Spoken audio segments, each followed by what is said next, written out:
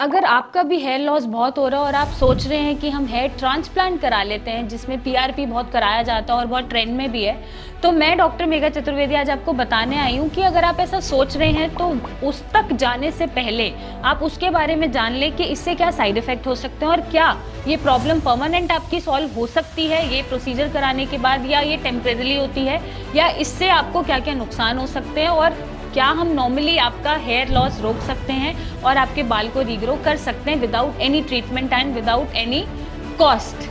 तो सबसे पहले पीआरपी जो ट्रीटमेंट होता है वो प्लेटलेट रिच प्लाज्मा ट्रीटमेंट होता है। उसमें ब्लड से प्लाज्मा को अलग करा जाता है, उसको सेंट्रीफ्यूग करा जाता है और करने के बाद निडल से आपके स्कैल्प एरिया में वो इंजेक्ट करा जाता है।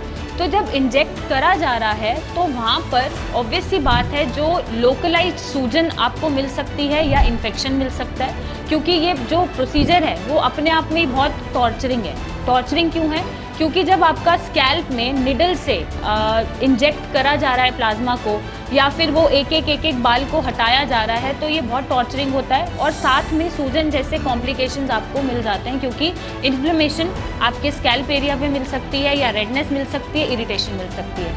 अब आपने ये करा तो लिया है, बट इसकी गारंटी नहीं होती कि क्या ये लाइफ लॉन्ग आपके बालों को नहीं झड़ने देगा या ये प्रॉब्लम आपकी लाइफ लॉन्ग सॉल्व हो गई है। नहीं, आगे भी जाकर आपका जो हेयर लॉस है वो फिर से हो सकता है। हेयर ग्रोथ जो दिख रही है for a time being temporarily, वो फिर से रिवर्स हो सकती है और बाल्डनेस क्रिएट हो सकती है।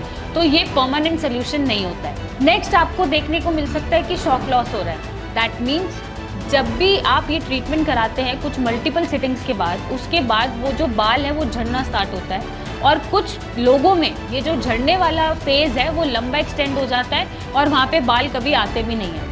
तो ये एक मेजर कंसर्न है कि जिस चीज़ के लिए आप शायद प्रोसीजर फॉलो कर रहे हैं उसका सोल्यूशन तो आपको मिल नहीं रहा, बाल झड़े ही जा रहे हैं और वापस से बाल नहीं आ रहे हैं और शॉक लॉस आपको फील करना पड़ सकता है। नेक्स्ट प्रॉब्लम हो सकती है इन्फेक्शन की, क्योंकि जब ये पोर्स खुल जाते हैं और वहाँ पे निडल इंजेक्ट हो रही है तो वहाँ पे इन्फेक्शन के चांसेस बढ़ जाते हैं, क्योंकि आपके तरह तरह के बैक्टीरियल इन्फेक्शन या फंगल इन्फेक्शन आपको अकम्पनी कर जाते हैं। और साथ ही साथ अगर आप कोई मेडिकेशन ले रहे हैं इनके साथ, तो वो आपके लिवर किडनी जैसे ऑर्गन्स पे साइड इफ़ेक्ट डाल सकती है। अब सवाल ये उठता है तो फिर करें क्या?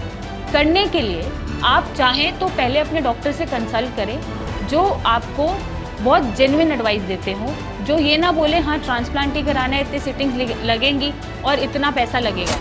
आपको जेन्युइन एडवाइस की ज़रूरत होती है कि आप बिना ट्रांसप्लांट के भी हम अपने हेयर फॉल को रोक सकते हैं या बालों को ग्रोथ कर सकते हैं। अगर कोई मेडिकल कंडीशन है तो उसको ठीक करके बालों की ग्रोथ पे काम किया जा सकता है, हेयर फॉल को रोका जा सकता है। और ऐसे कौन से प्रोडक्ट्स हैं जो आपके हेयर फॉल की प्रॉब्लम को कम कर सकते हैं? जैसे हमारे पास सिया आयुर्वेदा का कंप्लीट हेयर केयर सोल्यूशन है, जो यूज़ करके कुछ टाइम के लिए यूज़ करके फॉर एटलीस्ट 3 to 6 मंथ आपको देखने को मिलेगा कि हेयर फॉल भी कम हो गया है और साथ में आपके हेयर ग्रो भी हो रहे हैं। तो जो हेयर लाइन इश्यूज़ होते हैं शायद वो भी कवर होंगे।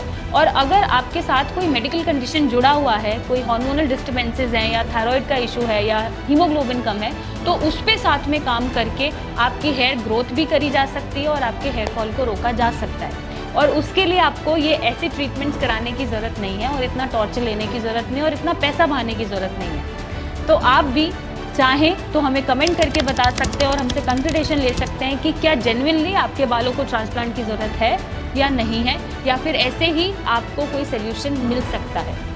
Thank you and take care.